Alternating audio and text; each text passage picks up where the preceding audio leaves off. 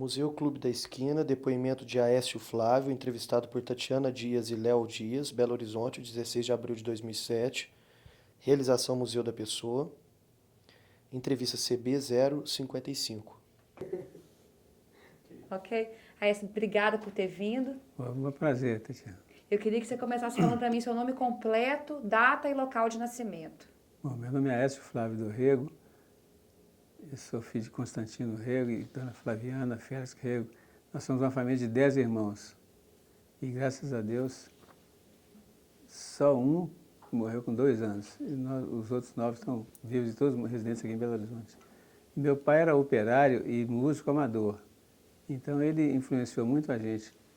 Na nossa infância, ele levava o instrumento para casa e ficava ensaiando as partituras dele, que ele tocava em banda de música no interior.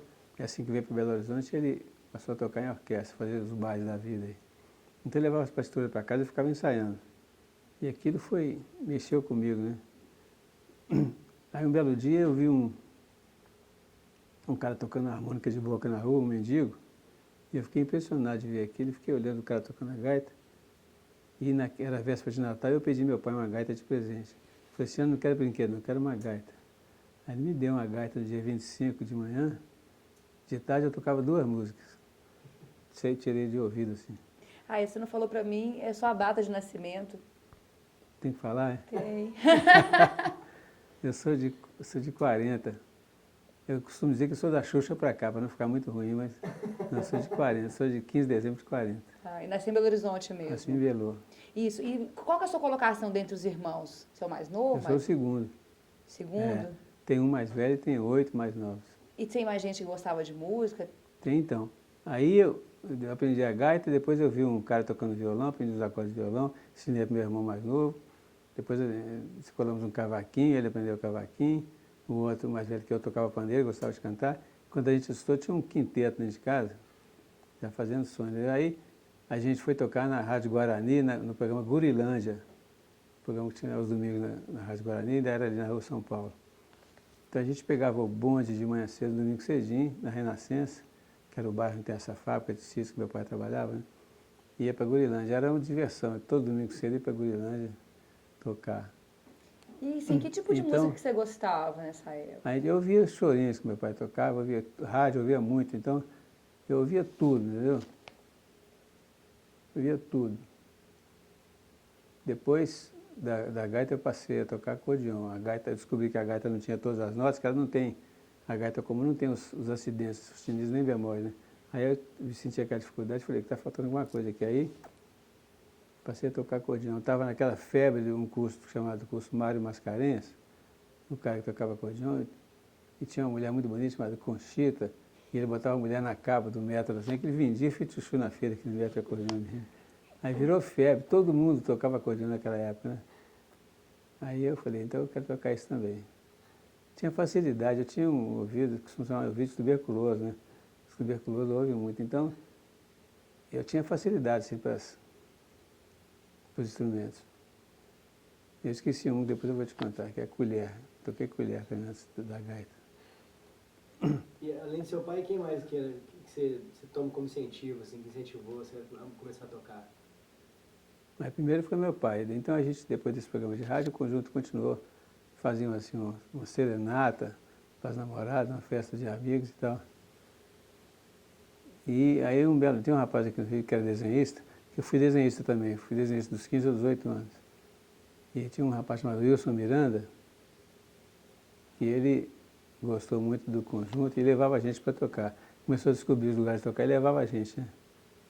Aí meu pai fez amizade com ele e ele liberava para a gente tocar nos lugares que ele escolava. Aí um belo dia, eu estava num lugar dando uma canja de acordeão, num lugar chamado Associação dos Radialistas.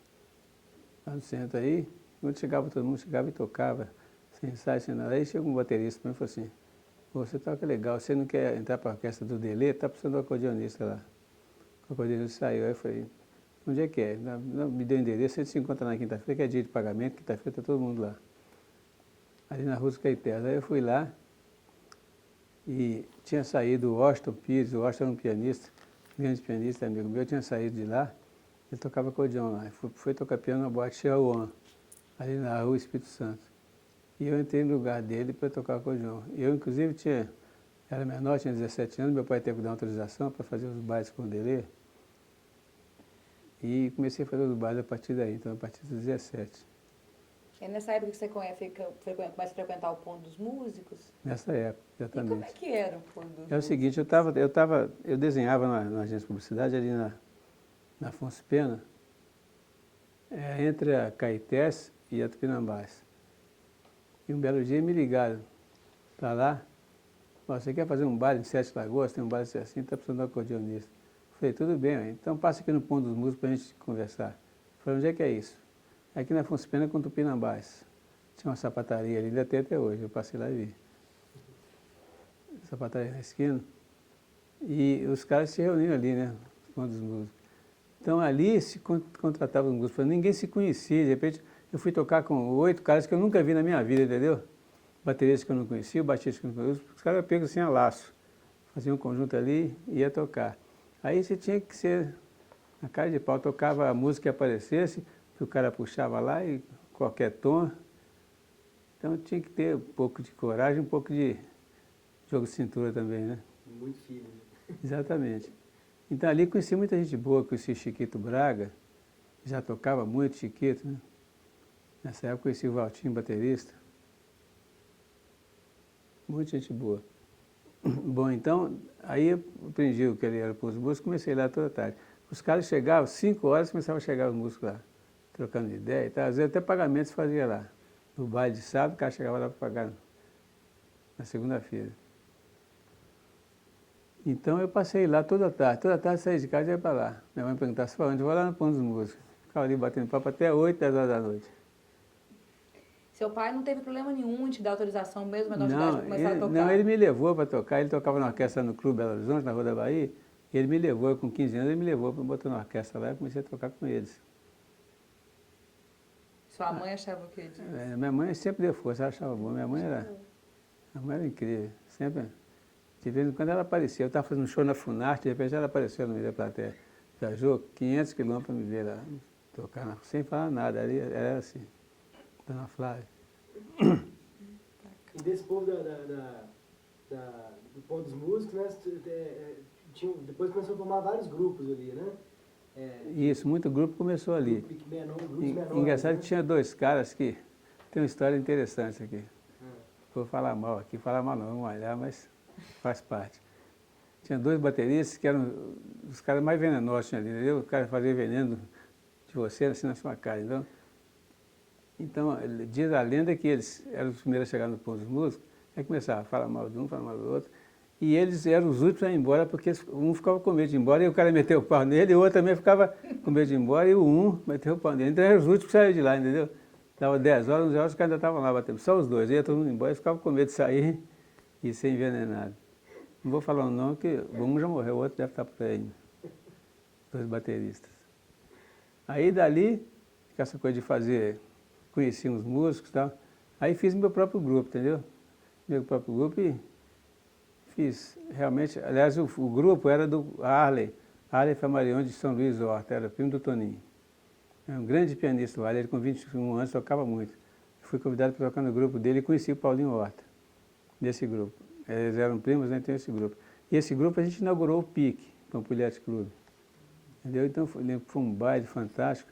Eles trouxeram uma orquestra do Rio para tocar lá, a orquestra do Bené Nunes, que não tinha muito nome naquela época, mas não era grande coisa a orquestra não. A gente deu um baile nele, deu um chocolate nele, rapaz, você precisa ver. O próprio Bené depois subiu do palco e foi dar os parabéns pra gente, perê. Aí o grupo estava embalado, né? O grupo tinha Plínio de Salles no trompete, Dino Gandra no sax alto, Valtinho na baterista. Valtinho é um dos melhores bateristas que eu já vi toda a minha vida. Valtinho na bateria, Paulinho Horta no contrabaixo, Chiquito na guitarra, eu tocava acordeão e vibrafone, e o Ali no piano. Aí o Ali tinha uns problemas assim ele ficava nervoso às vezes, era uma pessoa muito intensa, aí ele encheu o saco e falou, vou parar com isso, parou. E o conjunto no auge, entendeu? Aí ficou todo mundo sentido que o grupo ia acabar, e eu falei, não, vamos continuar. Aí chamamos o Washington para o piano, esse rapaz que eu tinha entrado no lugar dele, tocando acordeão. Veio para o piano e eu passei a escrever os arranjos para o grupo, entendeu? Ali que me deu aquela curiosidade de ver os caras tocando escrito e tal. Aí o que eu fiz? Eu botava os discos na vitrola e copiava, entendeu? Vou tirar o contrabaixo, vou tirar o sax alto, vou tirar o trompete. E dali eu estava fazendo teoria e solfejo na Universidade Mineira de Arte, ali perto da sede do Cruzeiro. Meu Cruzeiro duro. Aí, ali eu fiz teoria e solfejo. E aprendi a escrever e ler música, né? E aprendi sozinho no próprio grupo a fazer os arranjos. Fazia a parte do trompete, a parte do saxofone, da guitarra. E estava ouvindo o disco. Eu ouvia do disco. A primeira escola que eu tive foi essa, tirar a música do disco. Aí me tornei arranjador, estudei uns livros importados, que os amigos às vezes apareciam com livros. Estudei um livro de um cara muito bom, mexicano, que morava em Los Angeles, chamado Russell Garcia. Aprendi muita coisa ali. Estudei no curso de correspondência da Berklee, College of Music, lá em Boston, né? Então a Berklee tinha um amigo meu que tinha feito curso de correspondência e me passava as apostilas ali, estudei um bocado de coisa também. Comecei a escrever, inaugurei a Bemol aqui em Belo Horizonte. A Bemol é um caso curioso. Bemol estúdio. A Bemol é o seguinte, a Bemol não tinha estúdio, gravava na igreja da Pampulha, escondido. Gravava na igreja da Pampulha. O Disseu tinha lá um jogo lá com o padre, Disseu Cheve, o pai do Nico. Então, a gente ia gravar na igreja da Pampulha depois de meia-noite, que era um silêncio, não tinha nada ali, a Pampulha era deserta, né? Então ia a gangue toda para lá, os vários carros e tal, e ia, a orquestra de cordas, tudo para lá. Tinha uma acústica muito boa, a capela, e a gente gravava lá, até a madrugada. Uns dias que o Disseu vendia, eles vendiam no interior a domicílio, entendeu? Uma coleção chamada Paládio, é um selo chamado Paládio, que era disco de bolero, disco de música de cinema, enfim. E ali um belo dia, estava faltando um arranjo, aí eu pedi o arranjador, José Guimarães, já falecido, que era o arranjador da Bemol, falou, Zé, deixa eu fazer um desses arranjos aí. Ah, faz essa música, me deu até uma música italiana que estava em moda na época. Não sei se é eu que vi no Vivo Sensatez, uma dessas assim. Aí foi a primeira vez que eu escrevi para aquele montão de violino e fiquei doido, né? Fiquei igual pinto no lixo, aí fiz os arranjos para a turma toda e soou legal o arranjo. Ali entusiasmei, continuei escrevendo. Aí quando o Disseu resolveu a montar o estúdio próprio ali no Caiçara, ele me chamou, falou, você não quer ser o arranjador lá? Eu falei, mas você não tem o Zé Guimarães? Não, fica vocês dois e tal, você divide o trabalho, cada um faz um tipo, um gênero, né? Aí fiquei muito tempo lá. Bom, aí vamos ver um negócio do Clube da Esquina.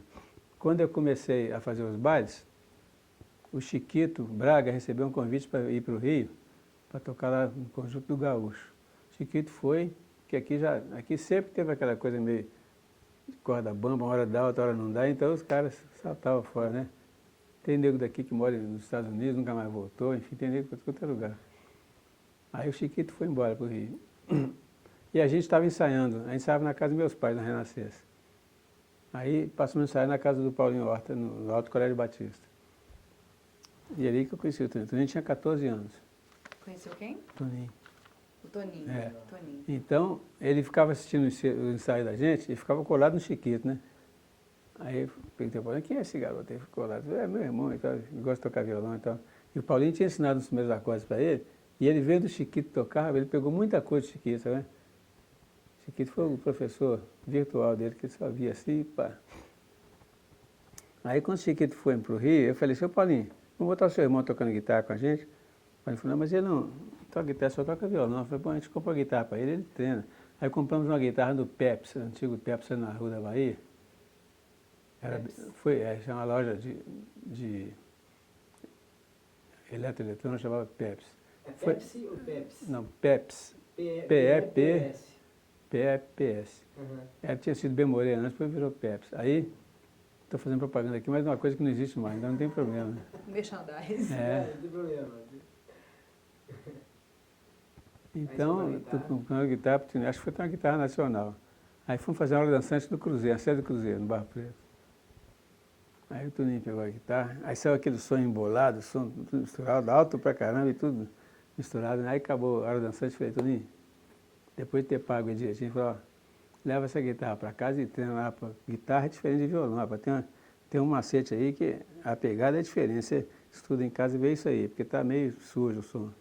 Cara, no domingo seguinte ele já chegou lá com outra sonoridade de guitarra. Sabe, já tinha, parecia outro cara tocando. Toninho é muito musical, as pessoas mais musicais que eu já conheci. Ele tem aquela mão comprida, aquele dedão assim, né? Então ele faz aqueles acordes, de repente bota ali uma nona paralítica, porque já tem tudo, ele bota mais, entendeu? Que só ele consegue alcançar e virou aquela harmonia que todo mundo conhece. Bom, então esse foi o primeiro cara da turma que eu conheci, o Toninho. Aí virou meu amigo e tal.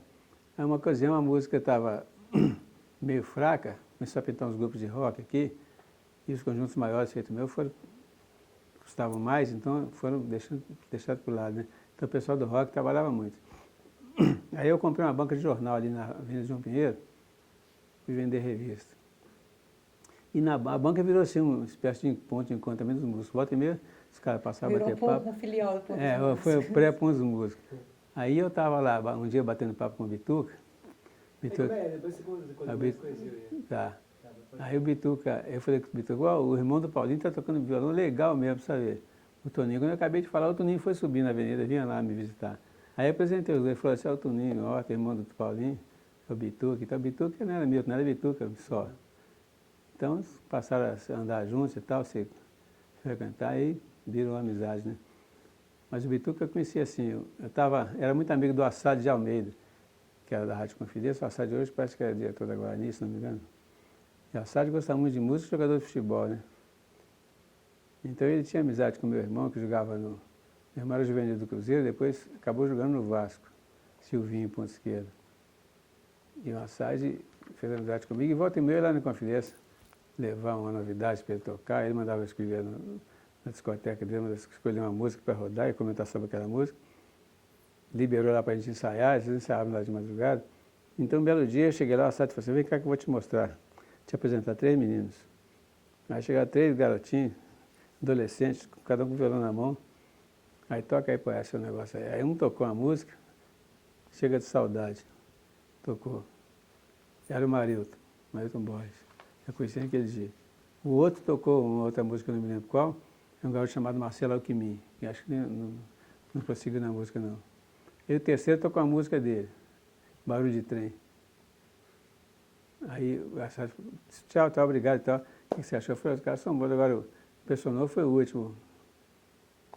O neguinho lá, porque ele... música dele e tal, né? Era o Bituca. O terceiro era o Bituca. E teve uma passagem que ele tocou um contrabaixo com vocês. Ele tocou. Aí ele passou... Eu tinha uma namorada que morava no Rio, ela morava aqui e mudou-se para o Rio. Então ela gostava muito de música também. E ela arranjou para a gente tocar lá no Clube da Aeronáutica. Inventou lá um festival de música e tal, só para a gente ir lá tocar, né? De música mineira no Rio. É, de música mineira, exatamente. Aí fizemos uma viagem danada de ônibus, rapaz. No meio do caminho, o ônibus pegou um cara, jogou o cara lá no Rio Piabanha. Aí desceu todo mundo na pirambeira para pegar o cara. E nesse festival, nós tivemos o convite do cara chamado Ismael Corrêa, que era produtor da Philips, que hoje é Poligrana, hoje não, já acabou também. Então, o Ismael tinha produzido Jorge Ben, tinha produzido acho que João Gilberto. Aí ele convidou para ele fazer um disco, que ele estava lançando um selo, um disco tipo Pau de Sebo, né, com vários grupos daqui. Aí nós topamos. Depois do festival, a gente voltou para Minas e marquei o dia da gravação, a gente foi lá para o Rio. Mandaram uma Kombi para pegar a gente, fomos de Kombi, rapaz, os grupos todos. Era o Berimbau Tri, que era o Wagner, no piano, o Bituca no baixo, acústico. A Massa Banana, a técnica era a Massa Banana, né? Assim, não tinha nem técnica, era tudo assim, né? Depois que ele descobriu que tinha técnica direitinho no baixo banana, era a Massa Banana. Berimbau Tri, eles cantavam e tocavam. O Wagner, o Bituca e o Paulinho Braga. O Paulinho até pouco tempo era baterista do topo, acho que mora em Nova York hoje. O Paulinho então tocava muito e cantava também, enfim. Tinha o Berimbau Tri, que era esses 3. Tinha o Quinteto Sambatida, que era o Eduardo Prates, no piano. Um menino chamado Sérgio Werneck, depois mudou-se para São Paulo, que era contrabaixo. Chamado Maurílio, que era baterista. Celinho do Pistão, esse já morreu. E o Nivaldo, uma delas, tocava também esse canto de Sambatida. Meu grupo era um dos meus que faziam baile, Plínio, Dino, eu, Valtinho, Toninho, Não, a gente não participou dessa gravação. Essa gravação foi quando o Chiquito veio para o Rio, ela não tinha começado. Aí participou o Valtel Blanco, lá do Rio, que fez a parte de guitarra. E gravamos um disco com esses grupos. E o Bituca gravou comigo, eu gravei Canção do Sal, que ele me mostrou lá em casa, nos ensaios. Eu gravei Canção do Sal e ele cantou, e ele estava tocando baixo acústico nessa música. Foi a primeira gravação de Canção do Sal que houve. Depois é que ele descobriu a música em São Paulo e gravou. Tá? Aliás, há pouco tempo eu tive no ensaio lá aquele show dele com o Caetano e Milton, na casa dele na Barra, que meu filho, até que meu filho que fazia o som deles dois. Aí ele, conversando lá comigo, falou, chama seu pai aí para assistir o ensaio, vai jantar com a gente aí e tal. Aí eu fui ver o ensaio lá, aí falei que eu tinha esse disco, ele ficou doido, rapaz. Porque quer o disco? Eu falei, eu te dou, pô. Não dá ele para mim que eu faço um CD, te dou uma cópia. Eu falei, tudo bem, tu disse que eu em casa até hoje. Ele, camarada de as caras, eu vou achar ele, vou entregar isso para ele, que ele deve ter saudade daquilo, né? Enfim, a Bituca eu conheci desse jeito. E, bom, aí na minha temporada na Bemol, que eu fiz os arranjos da Bemol, começamos a bolar, que a gente mesmo que bolava, não tinha produção, entendeu? Aqui. Então, a gente mesmo, vamos fazer um festival, vamos no Francisco Nunes, aí tinha uma data, a gente cercava aquela data, fazia um festival lá. Mas era um festival assim, de todo mundo tocava o que quisesse, entendeu? Ninguém ainda compunha, não era tudo música do pessoal da Bossa Nova, né, do Rio, enfim. Aí o pessoal os cariocas começaram a descobrir isso aí, começaram a frequentar aqui, entendeu? Veio Menescal, vinha muito, aí veio muitas vezes, vários deles, tocar com a gente, participar dos festivais e tal. Então, bom, estou falando de festivais por quê? Por que a gente tem esses festivais? Por causa da Bemol. Por causa da Bemol. Isso. Foi quando você ingressou na Bemol, começou as produções. Fazer os arranjos. Fazer os arranjos. Aí Você gravava fala de na mais alguém Pampulha. do clube que você conheceu nessa época, será? Sim. Aí inventamos um festival que tinha uma sucursal da TV Celso que cobria. E aqui tinha dois jornalistas que deram muita força, que era a Inês Helena Abreu, que era do Correio de Minas. Ela gostava muito de música, em volta e meia ela sabia que a gente fazia festival. Mas ela cobria, saía notícia do jornal, foto e tal. E um cara chamado Bolão, Antônio Moraes, que era baterista amador e tinha jornalista também. Então eles cobriam, virava notícia, o negócio, e enchíamos ali onde é o Minas Centro, hoje era a Secretaria de Saúde ali, né? Fizemos ali, enchia aquele 1.500 lugares, tudo lotado. Nossa. Fizemos Instituto de Educação várias vezes, Teatro Francisco Nunes. E tinha um nome esse festival? Cada um deles tinha um nome, né? Encontro com a Música Popular Moderna, festival. Aí o pessoal começou a compor, entendeu? O pessoal começou a compor e aí nessa da rapaziada começou a aparecer um montão de gente compondo e aí começaram os festivais de concurso, tipo era um DJ, concurso de música, né? E um belo dia eu discorrei com o Disseu na Bemol, que o Disseu sempre foi um grande companheiro, um cara muito assim, incentivador do músico e da música, e o Disseu liberou lá para o pessoal fazer a fita demo lá, entendeu? Sem custo, 0,800. Zero. Era de graça. Então, a turma ia gravar lá e escrevia no festival, ia fazer a maioria dos arranjos e tal. Aí um belo dia eu estou lá, acabando um arranjo, aí entra dois meninos no estúdio, para escrever música no festival. Aí achei curioso que eu falei, música assim, Beto Guedes e Loborges, aí tocava. Música assim, assado, Loborges e Beto Guedes, tocaram umas 10, música não sei o quê, Beto Guedes e Loborges, música não sei o quê, Loborges e Beto Guedes. Eu falei, pô, esses caras eram os dois, entendeu? Garotinho mesmo, tipo assim, 14, 15 anos. Achei interessante o som deles. Depois eu descobri que tinha diferente ali, que eles mudavam a afinação do violão, alteravam 2, 3 cordas ali, faziam a afinação própria deles, então os acordes são bem diferentes do que a gente estava acostumado a ouvir, né? Isso foi mais ou menos na época que eles começaram a gravar o Clube da Esquina, né? E você teve algum contato? Não tinha clube nem esquina ainda. Ah, é? Não tinha nem esquina, muito menos clube. Então, aí eles começaram a participar desses festivais, entendeu? Pintar, e já com um som diferente, eles se destacavam dos outros por causa desse referencial da afinação que eles usavam diferentes, que as músicas soavam de uma maneira bem diferente do que era usual ali na época, né? Então esses dois eu conheci assim no estúdio. E já conheci o Marito lá desde da Rádio Confidência, descobri que o meu marido é irmão do Lô e tal. E tinha um Marcinho que eu fui descobrir nos festivais, a gente fazia uns festivais por aí, no interior. E o Marcinho às vezes pintava. O Marcinho era letrista, sempre foi letrista dele, né? Então, a minha amizade maior era com o Marcinho e com o Marilton. O Lô eu já conheci, já, dali o Milton já deu força para aquele LP que fizeram no Odeon. Acho que é o Clube da Esquina mesmo, né? O LP feito no Odeon. Aquele LP, inclusive eu assisti a gravação de algumas faixas no estúdio. O estúdio Odeon tinha 2 canais só na época. Eles gravavam tudo em 2 canais. Você estava no Rio de Janeiro? Hein? Você estava no Rio de Tava. Janeiro? E como é que era? Muita gente no estúdio? Era, todo mundo a versão. Hoje em dia, não, um dia você grava por sessões, né? Você grava só a cozinha, depois grava. Eles gravavam tudo numa vez só. Porque era pouco recurso, só tinha 2 canais, então não tinha essa coisa de gravar por partes. Tudo uma vez só. E esse eu assisti a gravação pessoalmente, algumas faixas. Você lembra convite de quem que você foi para o Rio de Janeiro assistir? Bom, primeiro eu tinha esse namorado que morava lá, volta e meia eu ia lá, né? Acho que eu ainda não morava lá não, eu estava lá para ser, morava ainda não.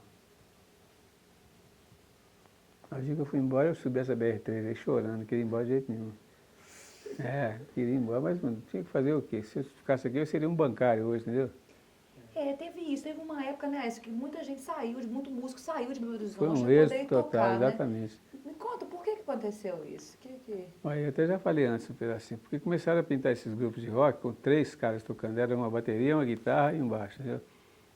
Então essa meninada começou, chegou mesmo e tomou conta do mercado. Aí era mais barato, que eram só 3, e o pessoal passou a dar preferência para eles, mesmo os bailes, né?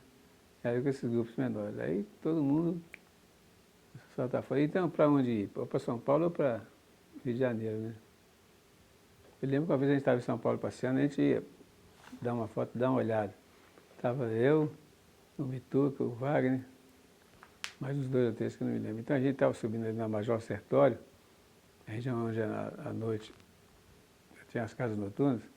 Aí tinha uma casa, tinha o João Sebastião Bar, tinha enfim, um monte delas. Tinha uma casa que estava escrito assim, hoje, Chico Buarque de Holanda. Eu achei estranho aquele apelido, Chico, com um sobrenome daquele tamanho, né? Achei curioso, Chico Buarque de Holanda. Aí entrei para ver, estava no meio do show, estava o Chico lá cantando Pedro Pedreiro. O Chico estava começando, acho que naquela noite ele estava começando ali na boca ali de São Paulo.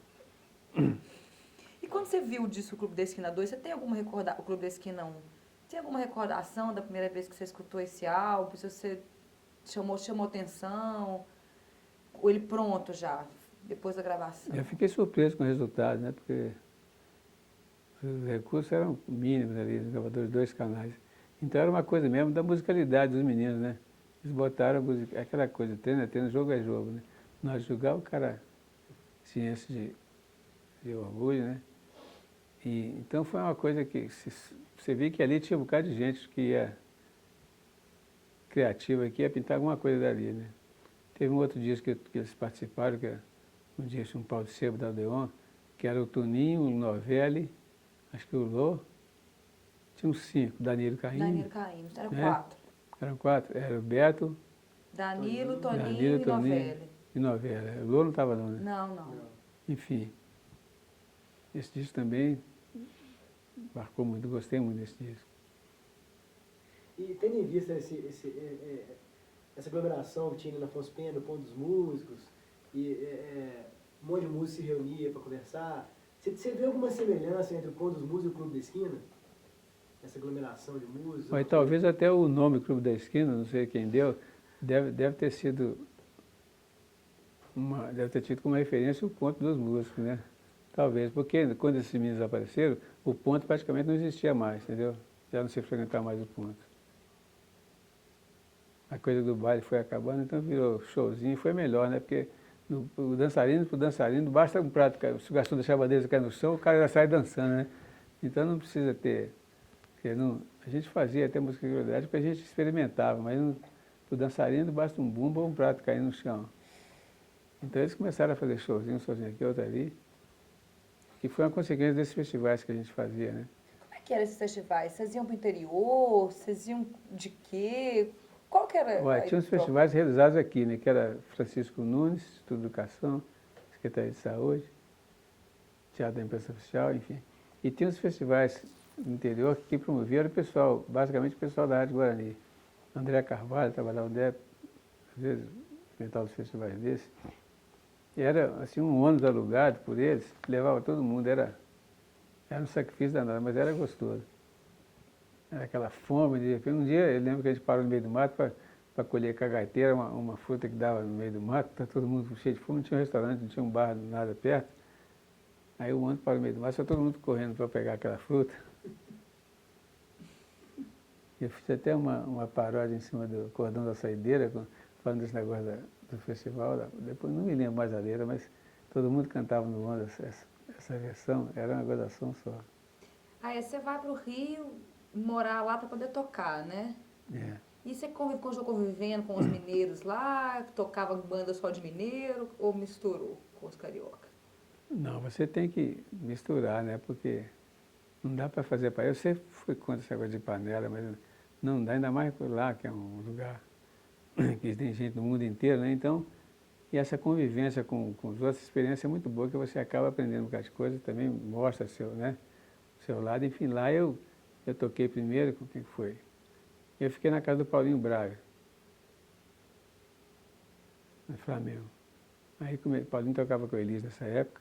O primeiro trabalho que apareceu para mim lá foi um trabalho com Carlinhos Lira, que o Menescal me conhecia daqui, né? Aí o Carlinhos tinha chegado dos Estados Unidos, aliás, do México. Ele ficou muito tempo nos Estados Unidos, depois muito tempo no México. Aí estava precisando de um grupo para fazer shows, aí o Menescal me indicou para ele. Aí eu procurei o Carlinhos e fui trabalhar juntos. Fiz muito tempo show pelo Brasil aí. Ele violão, eu tocava uma série de instrumentos, tocava gaita, tocava no show dele vibrafone, um pouquinho de violão, piano, acordeão, enfim, nós dois fazíamos o show. Depois do Carlinhos, ele foi fazer um show na Boate Drink, produzido pelo Paulo, o pai do Paulo Soledade, pai do Paulo Soledade. Paulo Soledade é compositor de Estão Voltando as Flores, Estão Voltando as Flores. É um cara que ele era produtor de show. Aí no Drink ele fez um show com o Baden Powell, fez um show com o Carlinhos Lira. Eu toquei com o Carlinhos no show do Baden, e o Baden me viu tocando flauta, então quis que eu tocasse com ele também, toquei no show do Baden. Dali fiz alguns shows com ele. E aí comecei, Taiguara um dia me chamou para tocar com ele. Lá no Taiguara já tocava o Nivaldo já tocava com ele, de mineiro, Nivaldo. Tinha um baterista baiano e um baixista carioca. Aí com o Taiguara fizemos muito show também. Do Taiguara toquei com um bocadinho, Zé Rodrigues, toquei com Fafá, toquei com... Aí fui para a noite. Fiz muito tempo de noite lá. Chicos Bar, fiquei muito anos lá, toquei com Nana lá, com Leni, com Chicos. Aí lancei muita cantora nova lá que aparecia, lancei pessoal lá, enfim. Aí um belo dia me procurou o Guto Graça Mello, que trabalhava com a Marília. O Guto é cunhado da Marília, o irmão dele foi casado com a Marília, ela era viúva do irmão dele. E a Marília procurou o Guto para fazer uma excursão pelo Nordeste, para ele montar um grupo.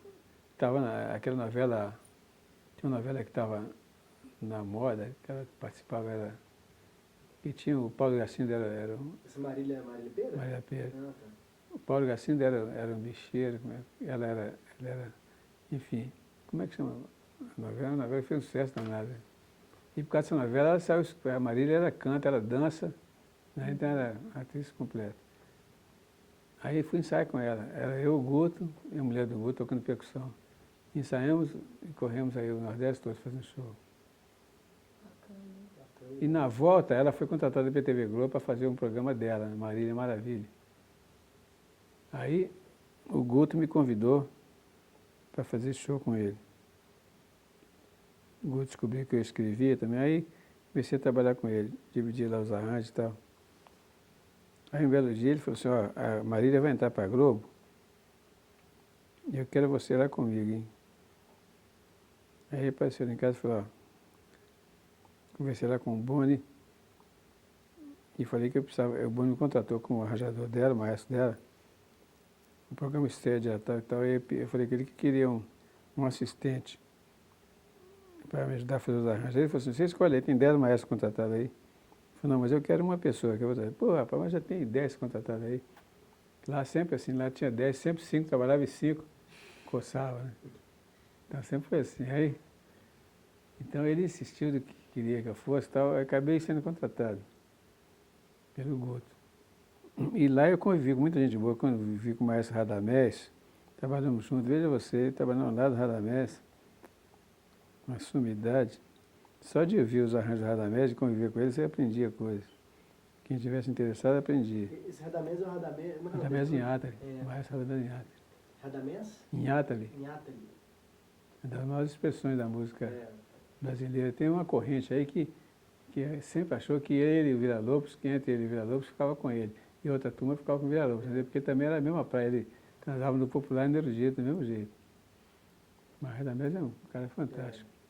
Ô, Aécio, qual que você acha que é a contribuição que o Clube da Esquina deu, a importância que ele deu para a música brasileira? Foi uma guinada, né? Acho que tem a mesma importância. Talvez não tenha tido o mesmo, assim, a mesma mídia, né? Que teve, assim, que teve o tropicalismo, que teve a bossa nova, entendeu?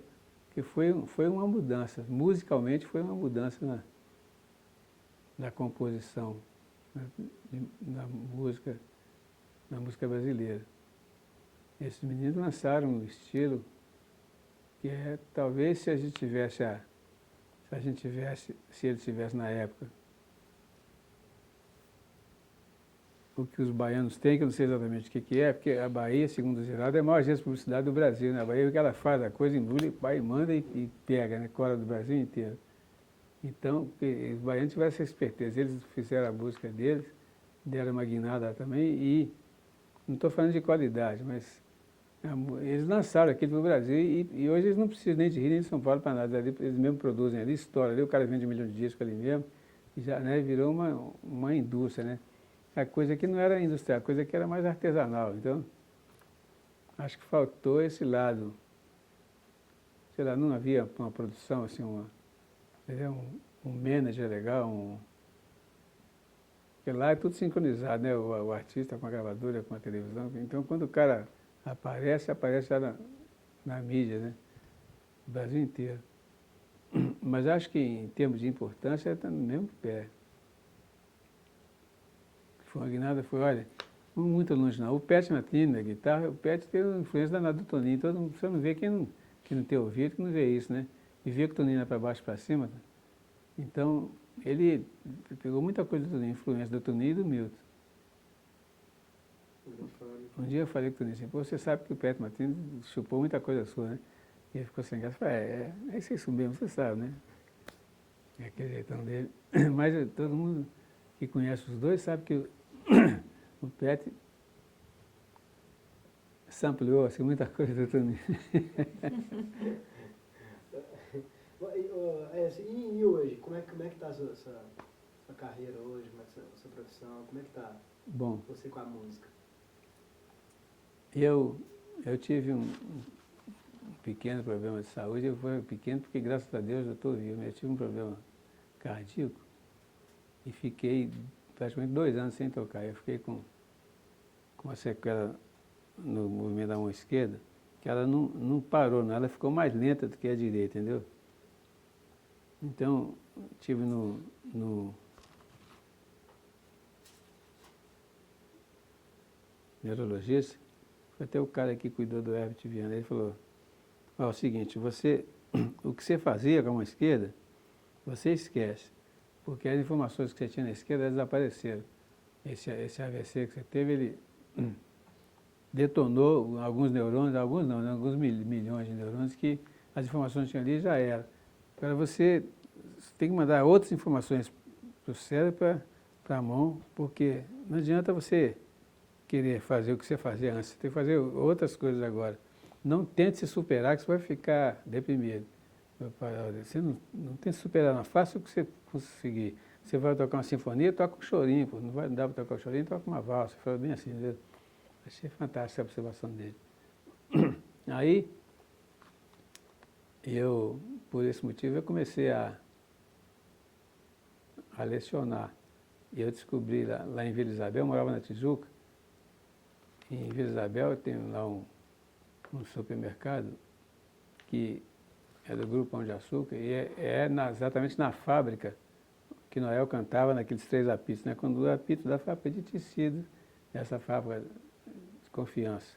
Lá essa fábrica foi tombada pelo Patrimônio Histórico e o grupo Pão de Açúcar tinha lá um contrato com eles, não podia mexer na fábrica, do jeito que era, ficou só restaurado e tudo. E atrás do supermercado tinha uma casa belíssima, um palacete de 3 andares, em que morava o gerente da fábrica, morava ali com a família. Então, nessa época, acho que foi por volta de 1910, 1900 e pouco, isso eu aprendi lá depois que eu cheguei lá. O gerente da fábrica tinha 6 filhos, mudou para lá com a mulher e 6 filhos, para essa casa. E então o filho mais velho era o Braguinha, que tinha 12 anos, o João de Barro, né? E o Braguinha reunia a molecada do bairro para fazer um som ali. Molecada ali do Grajaú, da Tijuca, a molecada era Pixinguinha, Noel Rosa, tudo assim com 14, que nem o pessoal do Clandestino, o Beto e o Lô, né? A garotada era Noel Rosa, Pixinguinha, Almirante, enfim, Alvinho. E dali saiu um grupo chamado Os Tangarás. E a casa também está tombada. A casa é uma casa lindíssima. E o Pão de Açúcar. Estava falando da Escola de Música do Rio de Janeiro. Assim, aí a minha mulher, na época, passou lá para fazer uma compra e viu lá aquele movimento, um helicóptero chegando, uma banda de música tocando, enfim, tem uma festa, né? Aí ela foi lá, ficou saber o que era, então descobri que era a inauguração do Instituto Pão de Açúcar de Desenvolvimento Humano. E o senhor agora muito curioso perguntou lá o que era. Não, aqui tem curso de informática de graça assim, para a comunidade, né?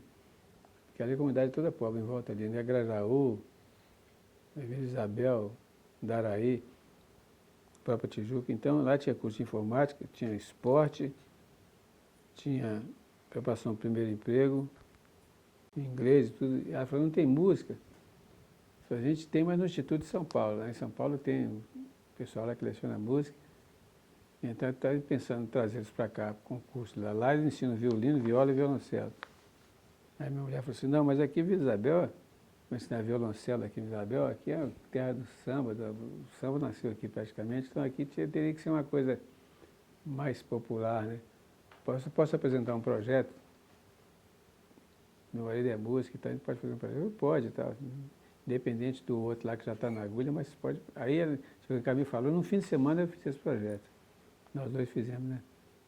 Eu e ela, que é um projeto de ensinar música para meninada de 8 anos em diante.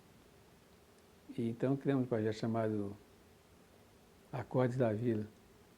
E esse projeto, depois o pessoal do Pão de Açúcar tomou conhecimento, aí eles se interessaram e resolveram não trazer o pessoal de São Paulo para lá e implantaram o nosso projeto, entendeu?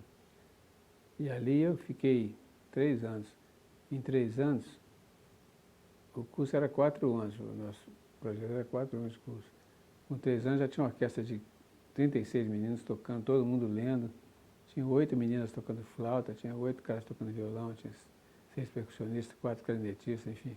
Eu misturei, assim, o professor de percussão era o cara que é chefe da bateria do Salgueiro, que é ali pertinho, entendeu? Então misturei a bateria de escola de samba com violão de 7 cordas, bandolim, cavaquinho, sopros, clarinete, saxofone, enfim.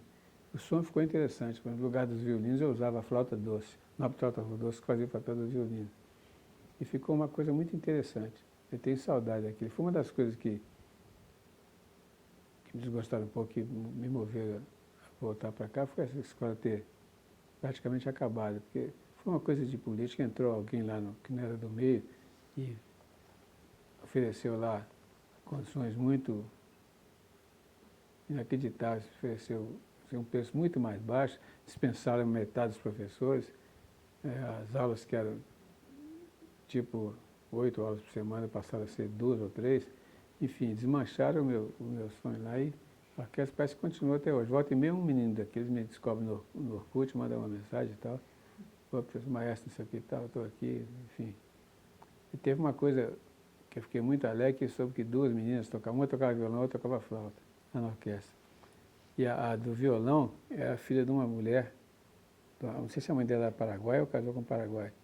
E a mãe dela falou assim, no fim do ano eu vou levar você para conhecer a sua terra, seus parentes lá no Paraguai e tal. E ela levou da flauta junto, entendeu? Convidou para Luanda passar as férias para lá, e foram as duas para lá. Aí eu soube que elas chegaram lá e tinha um concurso para a Orquestra Sinfônica, e elas de brincadeira, vamos fazer esse concurso. As duas entraram, uma passou em primeiro lugar, outra passou em segundo. A menina da orquestra lá. A que tocava violão foi tocar harpa, e a flautista entrou lá com a primeira flauta. Rapaz, até chorei esse dia que eu soube isso. Eu chegava, ninguém sabia nada, era tudo molecada de ouro, que se não tivesse ido para lá, de repente estava no sinal jogando bolinha para cima ou vendendo chiclete. Tem filhos, Aécio? Eu? É? Um monte. Tem algum que é músico, que seguiu seus Não, passos? eu tenho 6 filhos. Tenho 4 no meu casamento e 2 numa segunda união. E da segunda fornada, um deles morou comigo 3 anos, e lá ele via lá fazer as coisas no teclado, se interessou e chegou a tocar até legal, estava tocando bem, mas aí fez tudo de ouvido, né? Mas aí ele estava fazendo vestibular, resolveu dar um tempo para fazer vestibular, de engenharia, fez, passou e tal, aí deixa a música. Até agora, quando eu venho, deixou no teclado, porque ele falou, o dia que você quiser continuar, o teclado está aí, ó. Mas essa coisa da música tem que ter, não é só a vocação, você tem que ter, além da vocação, você tem que ter a centelha, aquela coisa do cara querer mesmo e, né, enfrentar tudo que eu tenho dificuldade para poder ser. Senão todo mundo, se fosse só querer, todo mundo seria, né, músico. Então, infelizmente, desses 6 meninos, tem uma menina que é cantora profissional, Tata. Essa é muito musical, ela gravou um CD, está casada com um baixista, o marido dela é baixista da Betânia, Rômulo Gomes. Produziu o disco para ela, eu até fiz metade dos arranjos e tal, ficou um disco muito interessante, mas tem aquele defeito, né, não é comercial, é um disco que ela gravou que ela gostaria de gravar, gravou algumas músicas de inéditas, fez algumas releituras, não tem axé, não tem pagode, então corre por fora, né? Corre por fora. O que você acha dessa entrevista para o Museu Clube da Esquina? Assim, que significado essa iniciativa tem para você? Eu acho interessante porque é uma coisa assim que meio que me aproxima do Clube da Esquina. Eu sempre dei muito valor a essa coisa de ter pego esse movimento e fazer disso uma coisa histórica, né? Porque eu praticamente não participei do Clube da Esquina. Eu sou um cara que conviveu, a minha geração é anterior a deles, e tive essa ligação com esses músicos que eu citei, que trabalharam comigo e vieram fazer parte do Clube da Esquina. Dou muita força, muito valor. E acho que para mim foi criativo, porque até a partir de agora passo até a conhecer melhor. Porque sempre essa coisa do Clube da Esquina foi uma coisa assim, mais de boca em boca, entre os próprios artistas, né? Que agora, através de vocês, é que isso vai virar uma coisa assim pública, né? Eu faço voz que esse site, esse museu tenha bastante frequência e bastante fãs, né? Gente porque o Brasil é um povo muito musical, o brasileiro é muito musical e falta esse tipo de coisa, né? Se tem uma coisa que você gostaria de falar, que a gente não soube te perguntar, ou que a gente deixou de perguntar?